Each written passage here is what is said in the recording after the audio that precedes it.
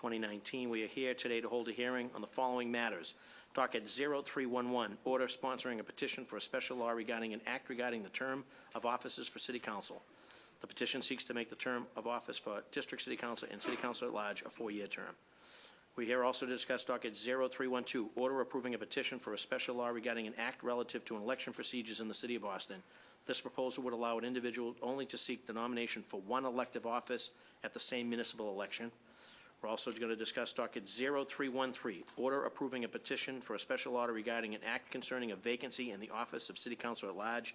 This proposal would require a preliminary election if the vacancy occurred in office at large after 365 days. Under the current law, there is no election for this office if a vacancy occurs. Rather, the candidate that received the next highest number of votes of the defeated candidates of the municipal election would then serve. All three are home rule petitions that were sponsored by our colleague and President, Councilor Andrea Campbell. It also should be noted that these proposals were sponsored by Councilor Frank Baker, who was also the chair of the Special Committee on Charter Reform back in 2016. At that hearing, we discussed the cost of elections, the process, the turnout, and fairness to voters. The Council did pass an act regarding to the terms of offices for City Council, an act relative to election procedures in the City of Boston in new drafts with technical language changes, but these petitions did not pass at the State House, hence the reproposals that have been set forth by our President. Further, since then, we've had a few new members to the body. We thought it was important to have another hearing. So at this time, I know we're joined by lead sponsor, City Council President Andrea Campbell. To my right, Councilor Matt O'Malley to my left.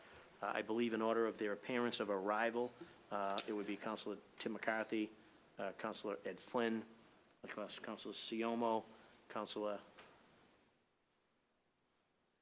Zakem, and then Councilor Wu, in that order. I guess we'll turn it over to the lead sponsor for initial comments, and then we'll get right into it, and then we can have some Q&A from colleagues to our panel. And it should note that obviously we're joined by Dion Irish, who's our election commissioner, and also his trusted right-hand assistant, Mr. Piemonte. So, Chair recognizes Council President Andrea Campbell. Thank you, Councilor Flaherty, and thank you guys and Commissioner for being here. Thank you for my colleagues for being here as well. I also want to thank the advocates and the various organizations that are in the room today for their work with respect to election and election reforms. You know, as we move forward as a body on the early voting petition, where there was already a hearing, and I was proud to partner with Councilors Zakem and Janey on that, this was an opportune time to bring forth other legislation having to do with elections and election reform. As Council President, I've always been passionate not just about talking about my district in particular, the neighborhoods of Dorchester and Mattapan specifically, but also looking at how do we strengthen the council as an institution, understanding that we're not going to change our charter overnight. This is a strong mayor city. I understand that, and I get that on I get that also via our charter and paperwork, but there are ways I think that we can change some of our election procedures to allow for greater participation, increased civic turnout, save the city millions of dollars, and strengthen the council as a body, including making it more autonomous. And so that's what I hope that these three bills that we discussed today will get at. In addition to the early voting legislation, I am also going to, hopefully with the support of my colleagues on the council, push for us to change a rule that currently allows for a candidate to run for both mayor and the city council. This body passed it before, but it was not successful at the State House. A second piece of legislation has to do with the terms of office for the city council. Right now, the council serves 2 years. The mayor serves 4. The goal is, frankly, one, to allow the council's term to align with the mayor, hopefully giving the council more autonomy, also to save money. We already know that when the council is on the ballot, the turnout in the city of Boston is usually at its lowest versus when the council is on the ballot with the mayor's office. And just to sort of give you some numbers, just in my district alone, in 2017, when there was a mayoral race, it was a 26% turnout. In 2015, when there was a competitive D4 race, and there was a lot of work that went in on the ground, it was 17% turnout. In 2013, when there was a mayoral race and a competitive race, it was 34% turnout. In 2011, when it was just the council, it was 15%. And for many districts, it's less than 10%. And if we know that to be true and we are not going to change that overnight, why not only allow the council's term with the mayor's office, give the council the autonomy it needs to do its job more effectively in representing its residents, also save the city millions of dollars, and at the same time increase voter turnout and address the issue of voter fatigue. We are seeing that other municipalities across the country are doing this and have been successful in having a long term. It also allows councilors to be able to be effective in their jobs. Right now, we have a 2-year term, so if you're trying to plan something of significance or to move a policy initiative, it can be very hard. A 2-year term, you're working for one, and then the next term you're working and you're running. It's hard to be effective in the work if you're literally working for 1 year and then in the second year you're working outside and working on the inside. So we hope that this will change that. And lastly, the last piece of legislation that has also been at this body or before this body before, under the leadership, I believe, of Councilor O'Malley, who's sitting to my left, and Councilor Baker, was aligning the vacancy for the at-large seats with the vacancy rule for the district seats. So as a district councilor, if I were to suddenly vacate my seat, there'd be a special election for folks to run for that seat. Right now, currently, when there's a vacancy for the at-large seat, there's no special election. The next top vote getter joins the council. I think it's more democratic if it were aligned to the special election rules for the district seat. It's a new context, it's a new dynamic than, say, the previous election. You also might get folks who might be far more interested in running that sort of second time around if they had the opportunity to participate. So this is also an opportunity to have a conversation on that rule. And like I said at the council meeting, this is not about Councilor Garrison. We have welcomed Councilor Garrison to the council, and we will continue to work in partnership with her. And as council president, I will make sure that she's successful in all the work she wants to accomplish for her constituents. This is about alignment of rules that differ within one body, and at the same time, I think strengthening the democratic process for all of our constituents. Thank you, Councilor Flaherty, for allowing me to talk a little bit longer than usual.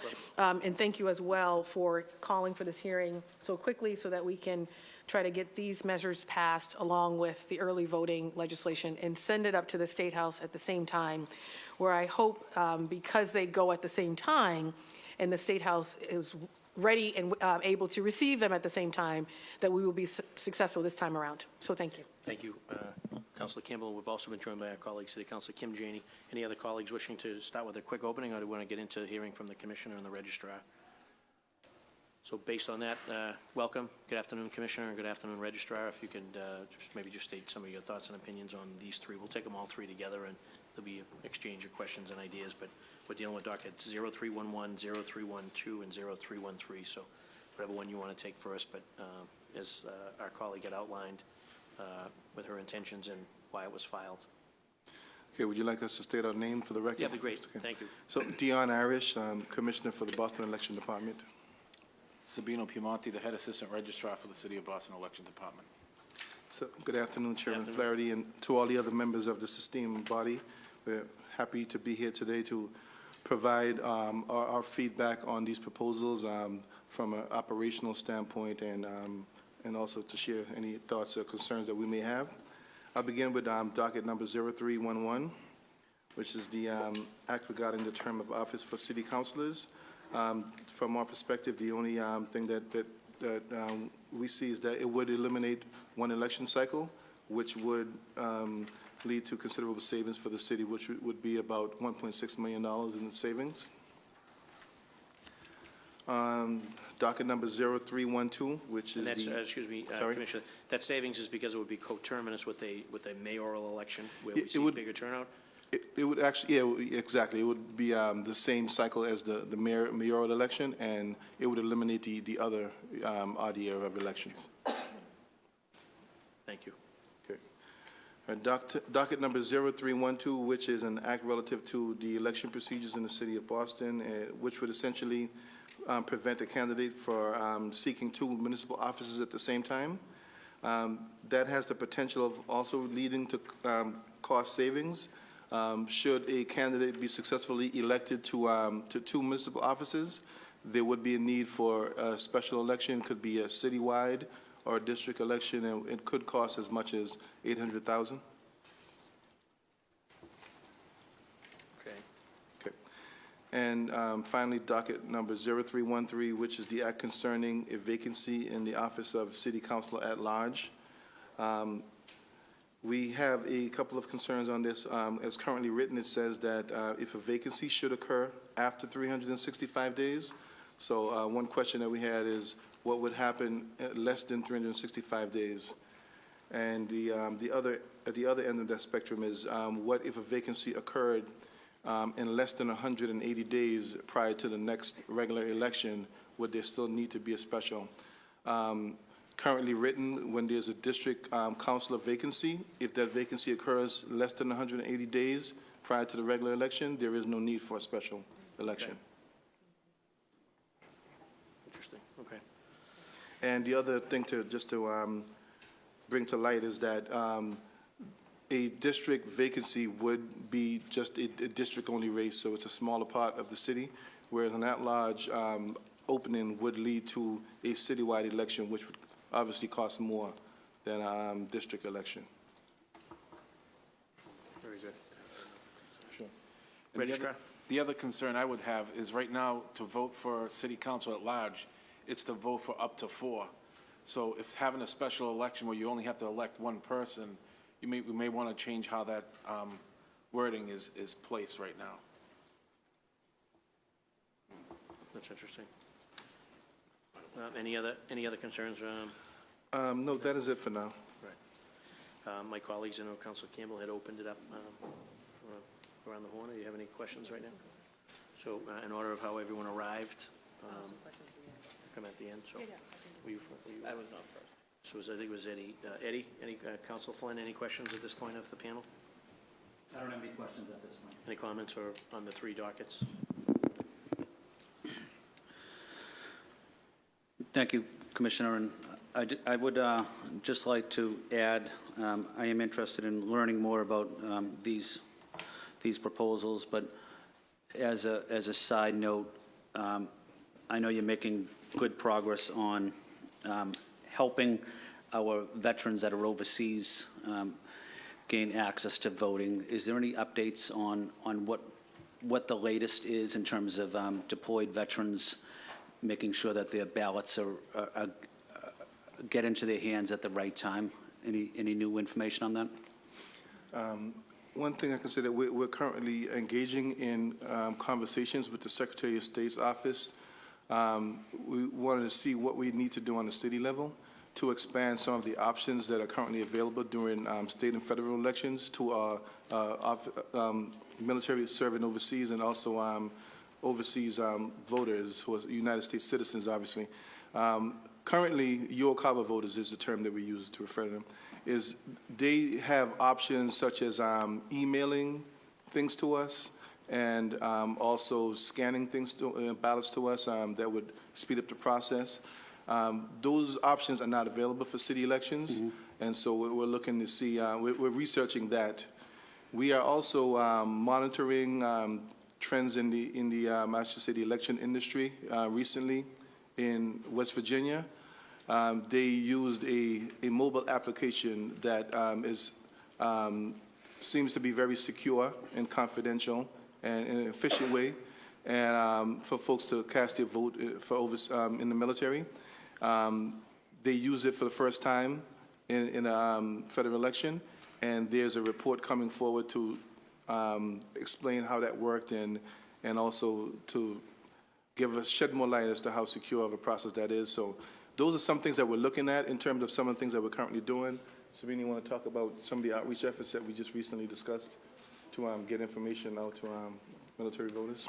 Yeah, right now, as military voters request ballots be mailed to them for municipal elections, we will send out a blast email to all those folks that have supplied emails to let them know what options they do have if they think that their ballot is not going to get back to us in time, which could be an option of a federal write-in ballot, and they can access that through the federal website, but that's only if they think that their ballot will not return to us in time.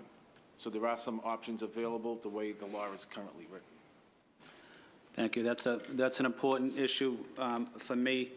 I had the opportunity several times to be overseas in the Middle East and in the Caribbean, and it was always frustrating to try to get my ballot mailed to me, especially since we were often moving and not at one location at the same time.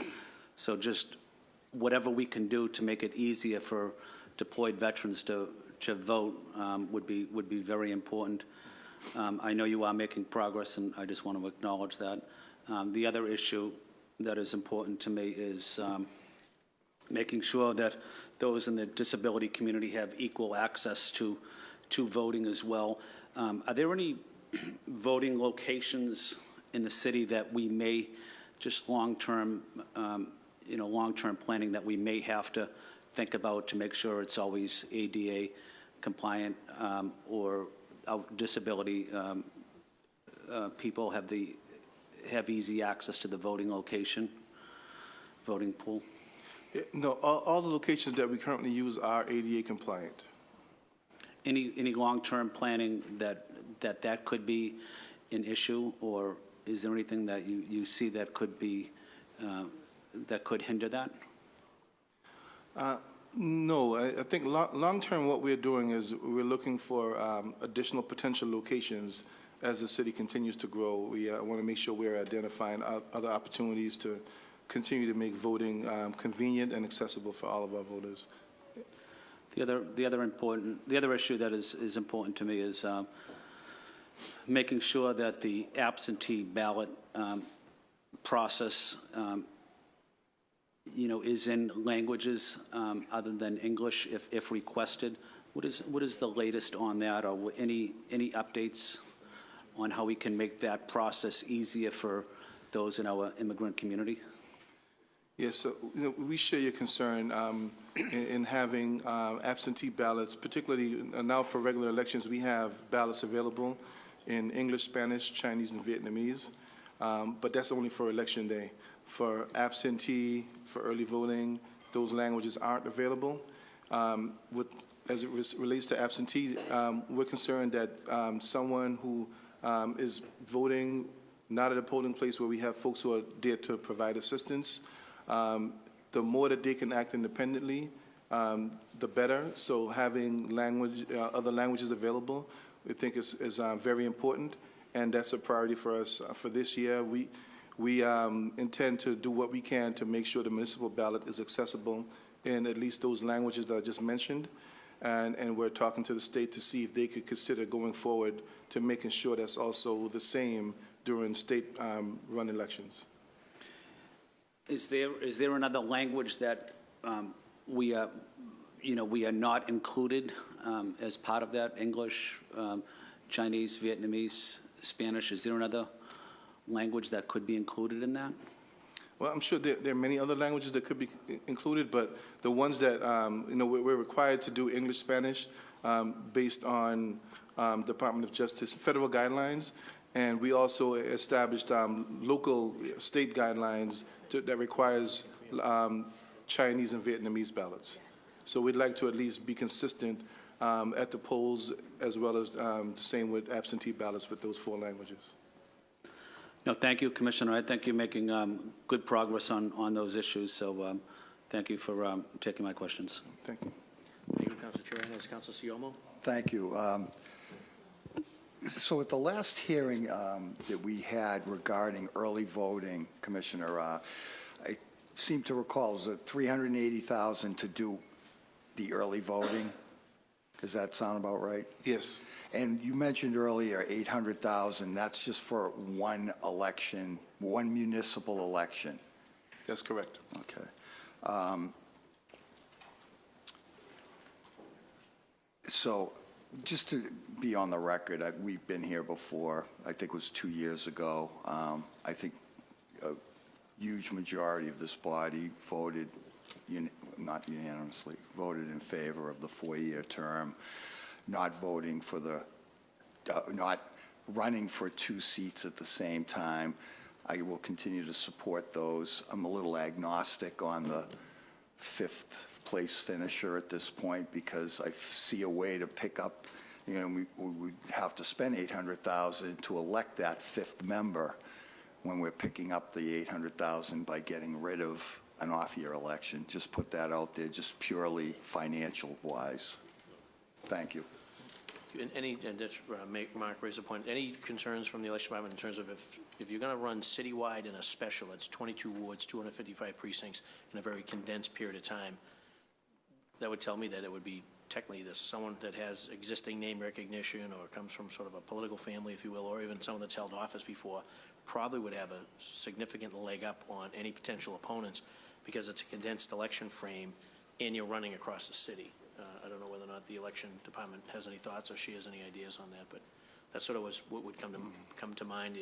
You would probably get a lot of interest, but it would most likely the winner would be someone that has a significant name recognition and or has held office before. That's my sense, and whether or not that's the intent here or not, but not doesn't seem to be the point. It would be more for more participation and more engagement, and I think we would probably be providing an opportunity for someone that has high name rec, but you guys have a better sense maybe from your vantage point. No, I'm actually, our thoughts and perspective on this would be to focus on operationally, you know, what are things that we need to do to prepare for that special election? And has there been any in the history, has there been any instances where there was like 2 vacancies at large in a calendar year or a year apart? Not since the new form, I guess, but at one point for everyone at home certification, right now we currently have 9 district and 4 at large. At one point, the entire council was at large, up until about, I think it was 1983, yeah. So based on history, was there any situation prior to 83 where there was more than one at-large turnover? And then I guess, what did they do then when they were all at large? It just was revert to the way the 14th, the 14th, 15th, and 16th, I guess, finisher? Is that? Yeah. That's a good question. Interesting. I'd like to know that, but Councilor Matt O'Malley? Thank you, Mr. Chairman. Thank you, Madam President, for your leadership on these issues, and Chairman Flaherty for calling a quick hearing. Obviously, we are hopeful that we can work quickly on these initiatives to complement some of the great work by Councilor Zakum and Janney as well. I appreciate some of the concern that's been raised by my colleagues about the cost associated with a special election, or the fact that it may indeed allow for a candidate. I'm talking about docket number 0313 right now, that a special election may benefit a better politically connected individual. That's less of my concern, and I think history, particularly recent history in elections in this city, has demonstrated to us that there is an increased sense of excitement and awareness. We have seen voter turnout and participation rates far exceed what many of the prognosticators thought was going to happen. We also saw some incredible upsets of challengers defeating incumbents on this body, folks who have left this body, et cetera. So I think that I'm a big proponent of docket 0313. I think that elections cost money. We recognize that, but the fact that we can have a fair, more equitable scenario in place where there is a vacancy and would allow for a candidate to put his or her name on the ballot, run a campaign, albeit in a brief period of time, that has been successful for the districts. And there was a time when there was almost a majority of district councilors, or there was a majority of district councilors who had won their seats through special elections. I may be the last one sitting or standing. And it has always been rather frustrating to me that we seem to have 2 different sets of rules for city councilors. District councilors, if any of us were to leave today, there would be a special election for our seat. If it would be less than 180 days from the next scheduled election, the seat would remain vacant. I think that rule should be extended to the at-large as well. That's how we figure it out. Registrar, you brought up a point that, to be candid, I hadn't thought of before, is that we do elect up to 4 candidates in a normal municipal election in the at-large field. Other cities have done this, and again, you all can, working in concert with us, can sort of make those determinations and those rules. So if it's 1 vacancy, obviously it should just be for 1 seat. So that's something that I think I'm very hopeful will be passed at this body and at the legislature. Docket 311, going from a 2-year to a 4-year term. I think that makes sense. Again, I think that we have to be careful we're not being hypocritical saying we should have 4 years because we want to save money for taxpayers when in fact many of us also support having a special election for a vacancy of an at-large candidate or councillor. So the better argument, in my opinion, of going to a 4-year term is that it will allow for more work to get done with less of an onus on campaigning. Again, we can set these terms, we can set these rules. It's a tough vote to take because it can be seen as self-serving, and we can, put language in this that it wouldn't go into effect until X number of years from now, so it's not seen as a self-serving move. But I do think that it would be, the city would be better served by that change. To be candid, to use Councillor Siomo's line, I feel a little bit agnostic on Docket 312, which would be the prohibition of a candidate running for more than one seat. I am not an attorney. Several of my colleagues are. I just wonder if that could be challenged for the constitutionality of preventing someone from seeking more than one office. And I also worry that it would then perhaps prevent any other elected official from seeking any other position during the case of his or her term. I understand why it was put into place. I'm old enough to have lived through an election, the only one in recent history where a candidate sought 2 offices on the same ballot. And I think that the voters were not happy with that, and maybe that's a problem that sort of takes care of itself. I don't need to oversimplify it, but that's an issue. Of the 3 dockets before us today, that's one that I do have some additional questions about. So I guess from your perspective, Commission, Registrar, Docket 311 really wouldn't affect you other than it might make your job a little bit easier, that there would be fewer elections. Hopefully, and I think what hopes to come from this is you would have more candidates running for office for a 4-year term than perhaps a 2-year term, so that might balance it out. 312 would also not be detrimental if it were to pass because it again, this isn't an issue that is that prevalent, but it's prevalent enough that it would make it easier on your colleagues in the elections department. And then 313 would obviously probably be the most impactful to you all just because it would necessitate a special election. But I can tell you, since this current form of government, there have been, I believe, and I think Sabina will correct me if I'm wrong, 4 instances where a 5th place finisher has ascended to the council. So we're talking about 4 times this has happened since 1983. So I guess that's less of questions for me, gentlemen, but more of sort of my thoughts on the matter. Thank you, Mr. Chairman. Thank you, Councilor O'Malley. Chair recognizes Councilor Zachem. Thank you, Mr. Chairman. I want to thank you gentlemen in the Elections Department for everything you've done, from implementing early voting to your work with this body to expand access. I certainly was pleased about the outcome of our hearing on the bill for early voting that Councilor Janey, myself, and the Council President proposed earlier this year, and look forward to working with our colleagues and getting that done up at the State House so that we can have it in place as soon as possible. I appreciate the Council President's bringing these matters forward and her efforts to, I think, modernize and improve how this body operates and how we interact with other city agencies and the public. I think as we go through the different dockets, and I appreciate how Councilor O'Malley sort of went one by one, and Councilor Siomo as well discussing their feelings on it, I do think for number 0311, the 4-year terms, I do have some hesitancy on that. I do think that perhaps, and this would be something for the bill's author or the committee chair, that if something were to move forward on this front, putting in a provision that there would be still one further municipal election on the 2-year terms before the 4 years go into effect. I think that's something that Councilor O'Malley may have alluded to, and the issue of this being something that is not directly impacting the folks who vote on it, that there would be another municipal election. So say this passes at the State House tomorrow, we still have to go through 2019, and then 2021 would be the first 4 year. That's just something I would suggest, as we're talking about this, and to make sure that in the interest of good government and transparency, that the people who we are, through all these efforts, trying to make it easier for them to hold their elected officials accountable and to participate in this process, that we are mindful of that. And I think these are good discussions to be having.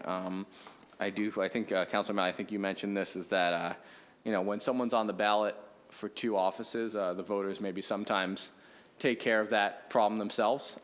It's certainly something worth discussing. And I think in general, when we're talking about election modernization, access for everyone in the city, and to Councilor Flynn's continued points about access for folks with disabilities, for people in the armed forces who are serving overseas, that's, I think, of paramount concern to me as chair of our Civil Rights Committee, that everyone is having access. So that's the lens through which I'm viewing all of these proposals, and I look forward to continuing discussions with you all on the mechanics. It sounds like, mechanically speaking, these are all very doable for the Elections Department. It's a question of what's the best policy for the city of Boston, our voters, as well as what we're going to be doing up at the State House. So I look forward to continuing these conversations, but these are big decisions to make, and how we govern ourselves and how we govern the city, and I want to be mindful of that. So thank you, Mr. Chairman. Good.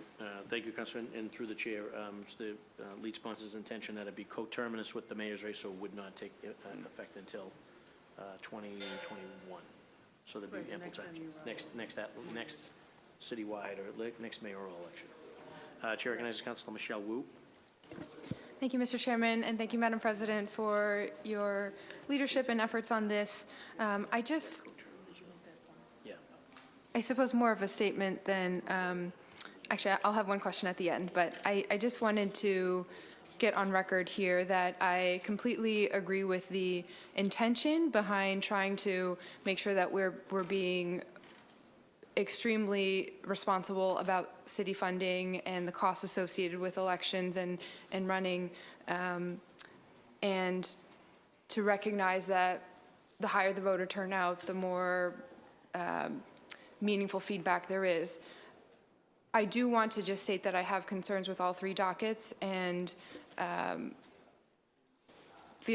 my concern is that each of these in some ways gets closer to restricting ballot access than expanding it, and particularly now, in this moment, we should be doing everything to take down barriers for participation.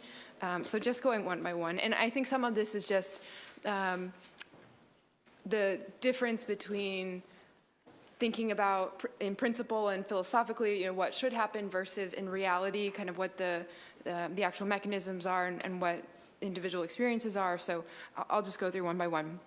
So for docket 0311, about the 2-year term versus a 4-year term, I, again, understand where the proponents are coming from in costs and in giving more time, but the reality is that unless there is campaign finance reform, this will mean that incumbents have more time to build up war chests, and it will be more difficult for newcomers to try to raise the amount of money needed to compete and potentially run for office against an incumbent. So absent campaign finance reform, I would not be able to support that one.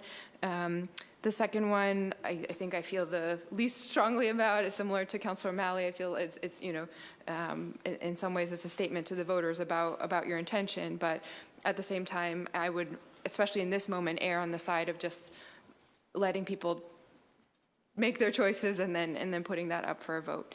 And then finally, 0313. So the special election for at-large, I mean, I think Councilor Flaherty, and maybe this is just our experiences, right, coloring this versus district councilors, it is incredibly intense to run a citywide election, and I do worry that if there were a period, if it were a special election in the same time frames, I don't know how someone could kind of emerge without any prior infrastructure, and therefore it would favor those who either came in 5th place to begin with or have some other connections or political influence. And so in some ways, my thinking is that the current system makes it such that running for office, even if there are 4 incumbents running at large, that there is value to challenging and being part of that conversation, and it makes the regular at-large elections more meaningful with more opportunities for taking one of those seats or taking that 5th place slot, so that I worry that if we did this, it would also mean that, people would be less likely to challenge against the incumbents and just kind of wait. And then it would be difficult to ramp up the election, again, given the realities of campaign finance and what our experiences have been in real life. So I agree with the intention behind trying to kind of streamline and strengthen the council, but I just think we should err entirely on the side of opening up the ballot at this point and bringing in new voices and not at all anything that would potentially strengthen incumbency over potential challengers. But thank you very much. Thank you. Chair recognizes Council President Campbell. Thank you, and thank you to all my colleagues for weighing in. I just, with respect to, and respectfully, Councilor Wu, we agree to disagree in terms of the reality piece. I think whether it's looking at my race in particular and challenging a 32-year incumbent, or some comments from some colleagues who aren't present here at the council meeting around the difficulty in incumbency, whether it's a 2-year term or a 4-year term, it's hard all around. And frankly, I think it was Councilor McCarthy that spoke to this too, which is if people have more time to gear up and to really think about running for the council, they have more time to do that. So I think it's just a difference on how that reality actually shows up. I also think it's extremely important not only to save money for the city with respect to these elections when we know the turnout is not going to change anytime soon. I'm in D4. I worked really hard to make sure that turnout was high. You do the same thing, so do all the colleagues on the council. But for me, it's about saving money, and it's about aligning with the current system. And so all these bills are about alignment. So if we have a mayor that's 4 years, I want us to be aligned because I think that allows the council and its members to get more things done as an institution. I also think that alignment allows us to be more effective in the work. So we have 1 year, but that other year really is spent working and campaigning at the same time, which is incredibly challenging. We had Councilor Baker speak at the council meeting about a development project in his district where he wanted to be extremely active and proactive and trying to get something done with respect to that project. And I think it went on for 6 years. So the reality is, I think with respect to the work, it's really difficult to move substantive, impactful change and to follow an ordinance that we passed to make sure it is actually implemented the way we want if you're running every other year. So I think with respect to my colleagues on some of this, we're going to agree to disagree, but I appreciate the voice of everyone here. I think one of a few questions I had with respect to some of the points that you made, Commissioner, with respect to docket 0313. The whole goal is to align it with the district seat rule. And so if we have to make adjustments on the 180 days, 365, more than willing to do that. It's truly to create alignment with respect to any vacancy, and that the process show up the same way with respect to at-large in the district seat. I'm just curious, when has this rule sort of been triggered? I think Councilor O'Malley got to some of this with respect to the district councilor seats, and many of the folks who actually joined our ranks actually, and I don't know if you had name recognition before, came as a result of these special elections where the context was different, and who knew if they would have ran if it was just sort of the 5th place finisher. We don't know who would have been here. So I know it's been triggered a little bit more with the district seat, and so I'm just curious with the at-large rule outside of, obviously Congressman Presley, when has this sort of gone in effect? And I'm also open to this idea if we sort of change something and we're seeing that, this is disastrous, then maybe we need to revisit. I mean, we do that quite a bit with a lot of legislation, frankly, around here, to remain open-minded and to try something else. But I've heard, at least, that it is more democratic to align these processes to allow more folks to participate in a greater way. So I'm curious to hear a little bit more about when this actually has happened and when the rule is triggered, because especially with respect to the at-large. At-large? Yeah. Or district special? Both. Okay. at-large last time was maybe 15 years ago. I'd like to say the at-large, last time it was triggered, was a result of Felix? Steve Murphy, I believe, came in to play. I believe it was when Mickey Roach was elected Register of Deeds, Felix correct. Arroyo ascended to the council. Felix G. Arroyo, I believe, the father of the most That was recent. at large. And then the one prior to that was probably. It was Murphy. Steve When Murphy. Ionella moved, it was Murphy. And before that, it was, if I may, Mr. Chairman, it was when Christopher Ionella died, Bruce Bowling was the fifth-place finisher in at-large. He was a district council, ran at-large, came in fifth place, and then ascended. Great historian. Thank you. That's great. Thank you. And thank you to my colleagues. Thank you, Madam President. Chair recognizes City Council Althea Garrison. This time, any questions or comments on this legislation? There's three matters that we have before us. I just would like to say that I'm against changing the law. If it was good enough for Abbott O'Neill and all the rest of the Irish councillors, it should be good enough to keep it like it is, and I oppose changing it. Thank you. All right, and Althea, you're referring to docket 0313, which is the... 0313, yes. And any thoughts with respect to 0311, which is going from 2-year terms to 4-year terms, and also docket 0312, which would make sure you can't run for two offices, municipal offices at the same time? Well, on the increasing the 2 years to 4 years, I'm against that.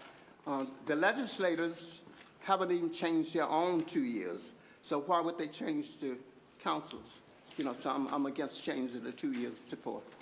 And then what about running for two municipal offices at the same time? I'm for that. Okay. I don't think you should run for two offices at one At the time. same time. Gotcha. Thank you, Councilor. Very good. Any additional thoughts or comments? Councilor Wu? Chair recognizes Councilor Wu. Through the chair, if I could just ask one clarifying question. Sure. It looked like in docket 0313 that the language is written so that there would be only one election, only a preliminary election if there was an at-large vacancy, and not a preliminary and then a final. Is that the intention? I think yes, but I think through some feedback from here and some other conversations, we could make some changes, but I'd be curious to hear your thoughts. Okay, just, I mean, I don't know. If it's going to mirror, I think it should mirror, but again, I think it's a lot to put someone through in a very short period of time and would tilt towards folks who are already set up. Chair recognizes Councilor O'Malley. Thank you, Respond. Councilor Wu, and Councilor O'Malley, yeah, because you were part of this. Yes, thank you. No, I would very much strongly think that it would be both the preliminary and the final election. As we all know, municipal elections are nonpartisan. It guarantees that the winner of any election will get a majority of the vote, and I think that that is crucially important. One of the reasons why I support docket 0313 so strongly is because it will make sure that a candidate receives a majority of the vote, which isn't the case right now. And just finally, I appreciate, again, I think there was some really good feedback. I like and respect all of my colleagues immensely and appreciate they've given me a lot to think about. I would just push back on the notion that a special election would somehow restrict voter access or participation access when that seems rather counterintuitive what we're trying to do here. I would argue that the current system actually restricts voter access because you've got individuals, and I say this as someone who unsuccessfully ran for City Council-at-Large before I was elected to the district seat, so I have some understanding of the awesome task it is to run citywide. But the current system does not allow for the same level of direct representation that we're talking about in this reform here. And if we were to say, well, it would benefit, a special election would benefit someone with name recognition or the ability to raise money, well, I would argue that any running at large and any campaign, that is true, and it is certainly up to the individual to make that case. We have seen example after example of candidates who didn't raise as much money, weren't as well known, oftentimes challenging incumbents, win successfully. So again, I take a little bit of issue with folks saying that establishing a special election which would guarantee a candidate would get a majority of the vote because of the system that we have with a preliminary and then a final somehow restricts voter access. That's not the case. Finally, I understand it's a shorter period of time. Any special election is. We do special elections for congressional seats. We do special elections for United States Senate seats now, so the size of the district, I think, is not reason enough to prevent implementing some pretty effective elections reform here. Thank you. All right, seeing sort of no additional thoughts and comments from my colleagues, I know that we had invited some folks to offer some testimony. Ian Keefe from Policy Director and Communications Manager for Mass Vote, and also Beth Huang, Director of Mass Voter Table. Probably just to make it easy, if you wanted to come right down to that podium there, and you could offer public testimony if you want, if that makes it easier.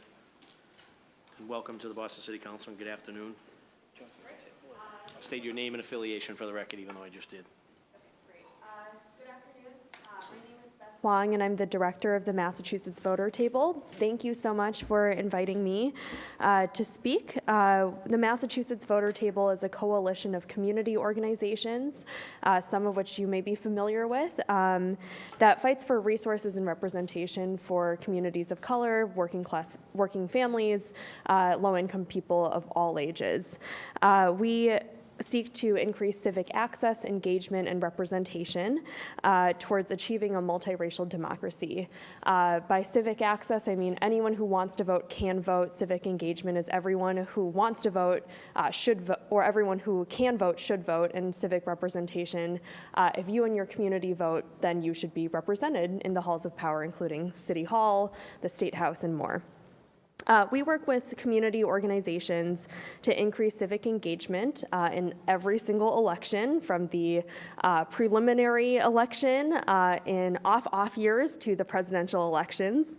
14 of our 17 coalition members have some kind of membership or base in the city of Boston.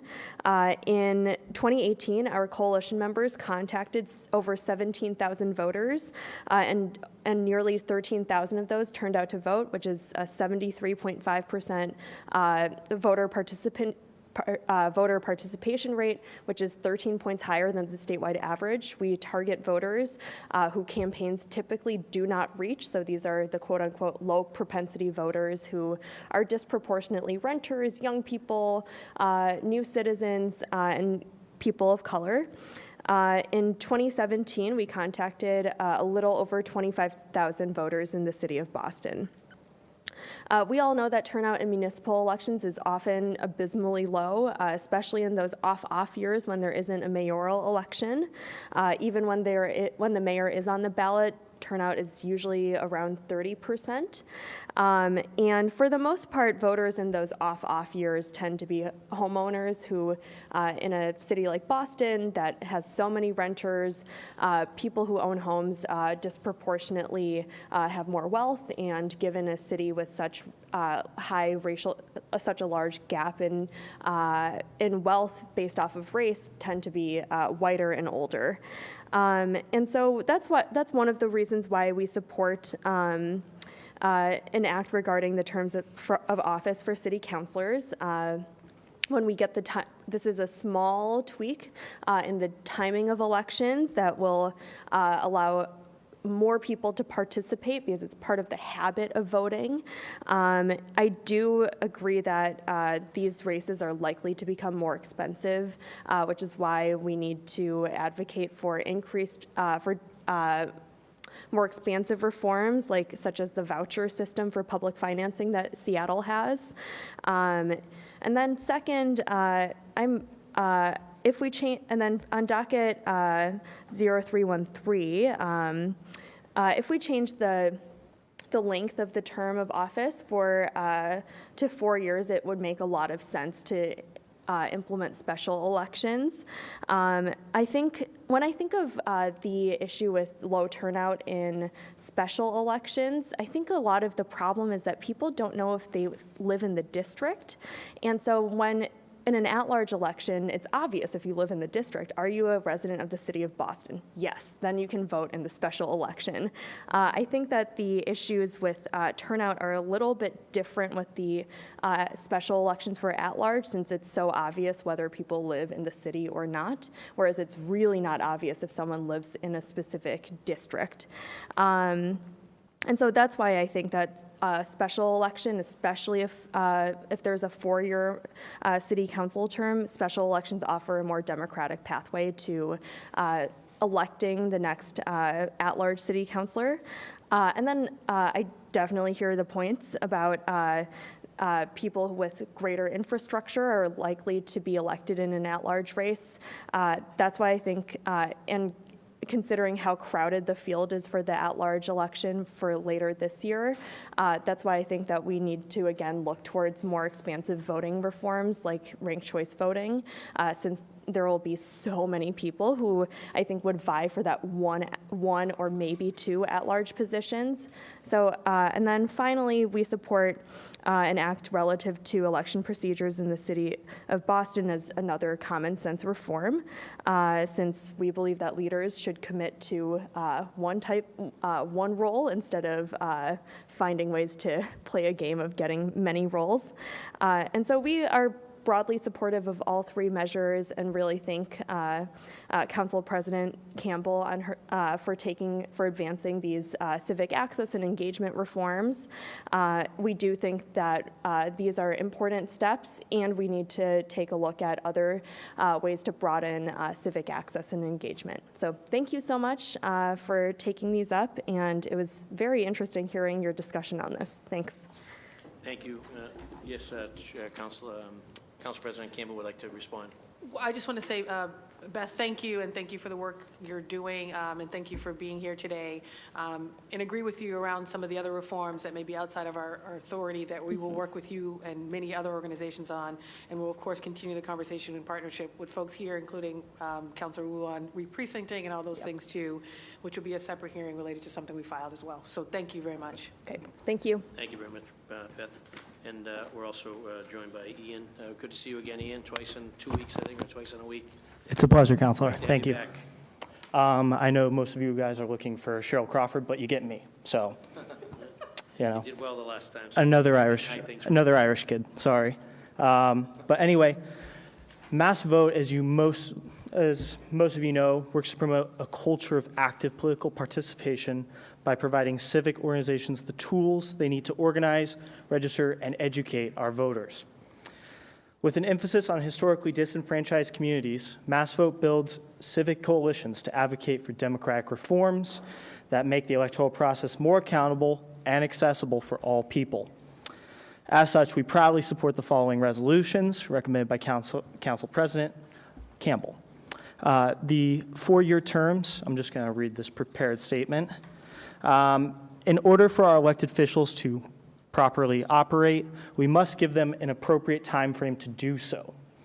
For too long and too often, we see public officials having to campaign for half their time instead of being able to be fully immersed in their elected duties to create, regulate, and innovate policy that potentially could be beneficial to our city and its future.